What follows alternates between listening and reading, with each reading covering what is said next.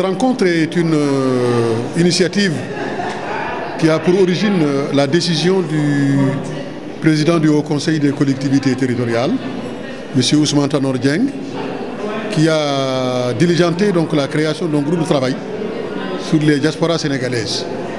afin que le Haut Conseil ait une lisibilité de ce à quoi est constituée ces diasporas et en quoi elles peuvent être utiles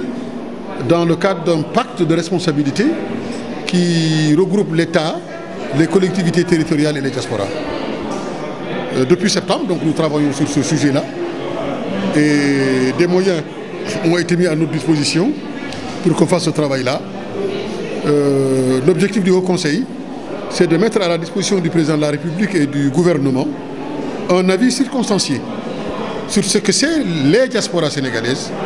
leur rôle, leur composition, leur socio-économie, leur potentialité, les opportunités qu'ils ont, qu'ils peuvent représenter pour le Sénégal à travers toutes les générations qui la composent. Donc aujourd'hui, c'est la deuxième opération du Forum des diasporas africaines. Malgré l'absence du président du Haut Conseil pour des raisons d'agenda, donc nous avons maintenu cet atelier de telle sorte qu'effectivement, que la réflexion se poursuive et que nous la développions. Donc de telle sorte que nous soyons en capacité de répondre aux attentes qui nous sont fixées. Aujourd'hui, donc, il y a eu donc, une plus-value, la présence du directeur des Sénégalais de l'extérieur, qui a apporté des éléments d'information, qui a écouté, qui je crois que demain, dans le cadre du dialogue interinstitutionnel entre le Haut Conseil des collectivités territoriales et le ministère des Affaires étrangères et des Sénégalais de l'extérieur, il y a matière à pouvoir construire quelque chose de durable. Donc je crois que c'est l'une des leçons qu'on peut avoir de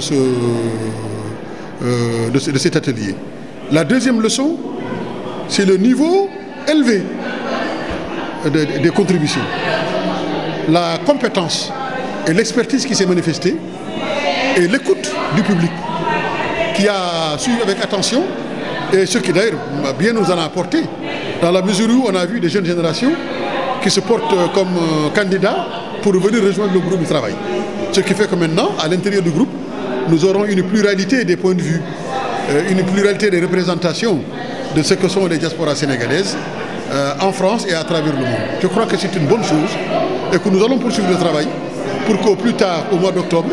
nous remettions au président Ousmane Tanor Dieng le rapport dont il attend de nous pour que le Haut Conseil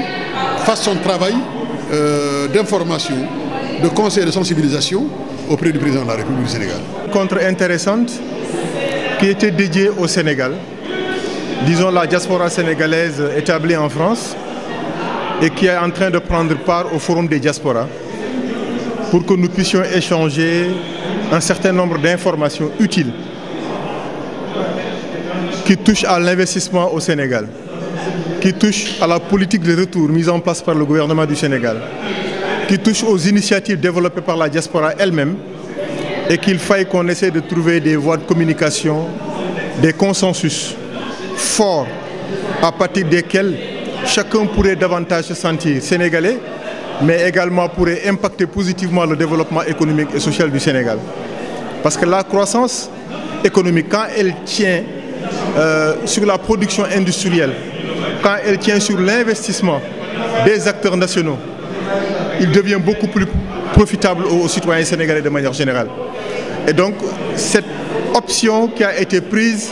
de pouvoir dialoguer à l'occasion de ce forum-là est une option que nous avons saluée et ce qui justifie ma présence pour la première fois dans ce forum des diasporas. Et je pense que nous avons réussi à établir un bon consensus, un champ de compréhension mutuelle afin que chacun de nous puisse savoir ce que l'autre fait et que nous puissions avancer ensemble vers des perspectives.